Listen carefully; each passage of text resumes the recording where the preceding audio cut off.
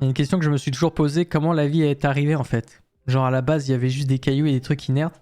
Comme ça, et paf, un jour, il y a des trucs qui bougent et qui doivent manger. Comment ça se fait? Trop bonne question en vrai.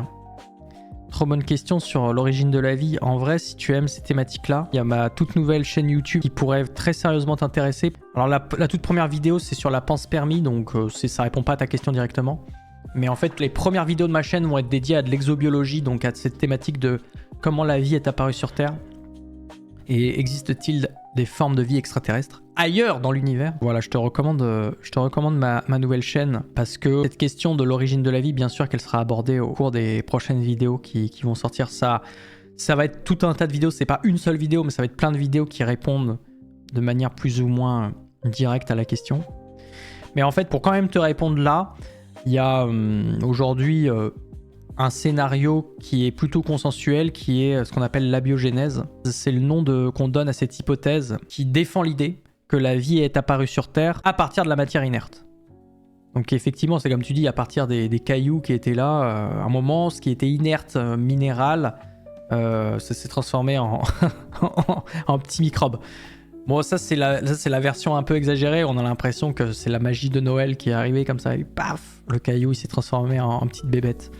En réalité, derrière, il y a des choses plus précises, plus rigoureuses. C'est surtout la chimie, en fait, qu'on fait intervenir. Parce que la chimie, c'est la discipline qui s'intéresse à la matière et ses transformations.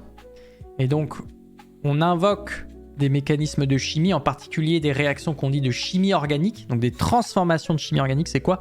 C'est des transformations qui impliquent des molécules à base de carbone. Parce qu'on sait que le vivant est à base de carbone, d'accord? Bon, il y a d'autres éléments bien sûr, mais on va rester simple. Le carbone est l'élément fondamental du vivant.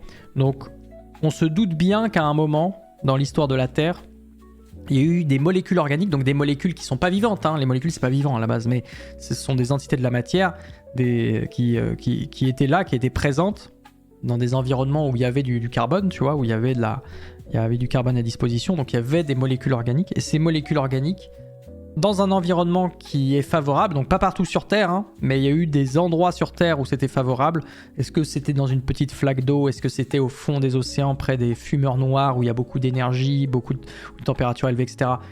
Les hypothèses sont encore ouvertes sur l'émergence de la vie sur Terre, mais voilà, on a des idées de où pourrait apparaître la vie. Et il faut juste comprendre que dans ces environnements-là, il y avait tout ce qu'il fallait pour que les molécules organiques interagissent les unes avec les autres, de sorte à former ce qu'on pourrait appeler... Suspense, je sais plus ce que je disais. J'ai tout oublié, ça y est. Non, bref, faut imaginer que les molécules à base de carbone, il y a un moment, elles se sont complexifiées. Alors pourquoi elles se sont complexifiées? Il y a eu des réactions chimiques qui ont été possibles parce qu'il faisait suffisamment chaud. Enfin, du moins, il y avait suffisamment d'énergie. Cette énergie pouvait être sous forme de chaleur, pouvait être sous forme de matière aussi. Il y avait aussi à disposition des minéraux éventuellement qui ont aidé certaines transformations chimiques. Il y avait éventuellement des endroits, des poches au niveau, je sais pas, par exemple des fumeurs noirs. Tu peux imaginer qu'il y ait des aspérités, des petits trous dans lesquels les molécules ont pu s'accumuler et donc former des endroits où la matière s'est concentrée. Bref, il y a pas mal d'hypothèses, il y a pas mal d'idées pour expliquer comment la vie est apparue. Et donc parmi ces propositions, il y a cette idée qui dit qu'il y a eu un moment dans l'histoire de la Terre où les conditions étaient favorables pour que des molécules organiques réagissent entre elles, se mettent dans une forme de réseau, un réseau de molécules qui se transforment. Et en regardant ces molécules en réseau, tu pourrais commencer à voir les prémices, les fondations, on va dire, d'un organisme vivant. Mais encore une fois, tout ça c'est théorique et en même temps, il y a quelques laboratoires, il y a quelques équipes qui travaillent justement sur essayer de simuler quelles pourraient être les premières réactions qui ont eu lieu sur la Terre primitive, les premières réactions biologiques on dirait, ou prébiotiques, ou protobiologiques je vais dire, protobiologiques. Voilà, donc il y a des idées, il y a des hypothèses. Maintenant les hypothèses, il faut encore qu'elles soient testées en laboratoire, il faut encore qu'elles soient défendues aussi par la réalité géologique de la Terre primitive telle qu'elle était il y a des milliards d'années, parce que si les géologues ils te disent bah non en fait, il y a 4 milliards d'années t'avais pas ça, t'avais pas ci, t'avais pas ça, bah en fait les chimistes ils peuvent pas non plus inventer des trucs quoi. C'est bien de proposer chimiquement des transformations possibles, mais encore faut-il avoir les bons ingrédients. C'est là où les géologues ils peuvent te dire bah non, il y a 4 milliards d'années, il y avait probablement pas ça. Ou il y a 4 milliards d'années, on savait que l'atmosphère, elle était plutôt comme ci, les océans, ils étaient plutôt comme ça. Donc en fait, ce que tu es en train de faire dans ton labo de chimie n'est pas représentatif.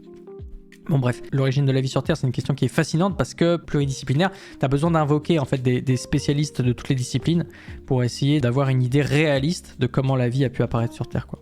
Bon, désolé, j'étais en tunnel vision, j'ai rien lu depuis une demi-heure, mais au moins je t'ai donné la réponse la plus exhaustive possible. Allez, merci beaucoup la petite Jeanne. Bientôt 1 an. Vive les rescapés de la recherche. Ouais, les rescapés, ouais, les gens qui sont... Et c'est vrai, on est tous... enfin, beaucoup d'entre nous dans le chat, hein, sommes des désabusés du monde académique, malheureusement.